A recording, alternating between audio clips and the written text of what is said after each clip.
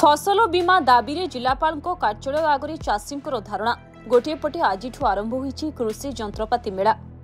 अन्यपटे फसल बीमा पाइबा दाबी रे शताधिक चाषी जिलापाल कार्यालय आगे बसिछन्ति।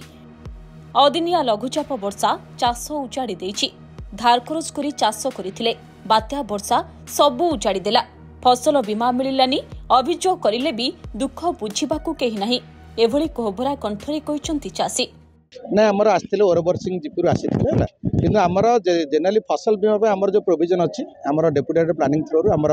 गोटे मेथड था रैंडम मेथड एरा सिलेक्शन आमर क्रॉप कटिंग से अनुसार करके क्रॉप कटिंग इंश्योरेंस तरफ कराई सब जाक कि जेहेतु अनसीजनाल रेन आसला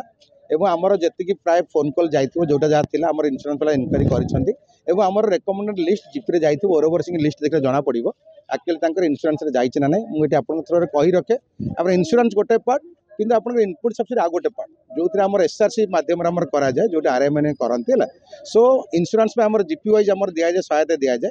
कि आम इनपुट सब्सिडी आम जो देते से इवन इंडिविजुअल फार्मर मैंने पाइपर। तो मुझे आजिका दिवस में आप थ्रू ग्राम समस्त अच्छा समस्त कहूँ चाहे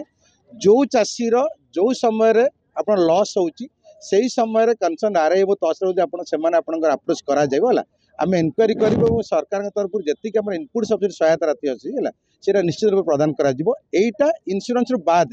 तो दी प्रकार आम सहायता गोटे इंश्योरेंस गोटे इनपुट सब्सिडी इंश्योरेंस आम प्रोसेस दि जाइए input subsidy process is going so चाषी आम ऑलरेडी कंसर्न अच्छु सो आम डेफिनेटली देखू जो मानकर लॉस होती से माने डेफिनेटली ये सहायता राशि पाई। आज्ञा तो फसल करूँ सब जुआ रही लोक खर्च कर पीड़िया सारा पकईकरी सब जाकि वर्षा जो है दिनिया वर्षा सब जाकि क्षय क्षति होगा आ कि पाइबार ना सब वर्षा आरे क्षति होगा गहीरे आम तो हराश होकर पड़चु ना आज्ञा बीमा बीमा कि पाइबा ना जे केते सारे कहते जाम आसीचु आज गाँव 100-150 लोक आसीचु मैक्सीम से आसला आमर ए जो बर्तमान जो क्षयक्षतिटा जो है सेटा को आम देथुँ से ग्रहण कलेनी बोले जे ओरबर सिंह जीपीटा हूँ जाऊनी फ्लड ये बना ये जाऊनी दही जाइनी कि वर्षार से आमर अभियोग थी आम आसिक अभियोगटा जनवाई आसलु सार जो न शुणे जो आम जो लेवल को पहुँचा पर्यंत आम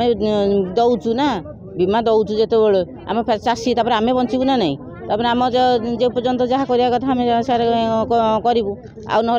चाष बीमा जो नक अनाहार मरबू। फसल बीमा क्षतिपूरण पर सरकार पक्षर कृषक पोर्टाल और टोल फ्री नंबर जारी करा जायछि। जो माने पंजीकरण करिसेंति सेमाने बीमा राशि पाइबे। क्षतिपूरण पर जहाँ गाइडलाइन रही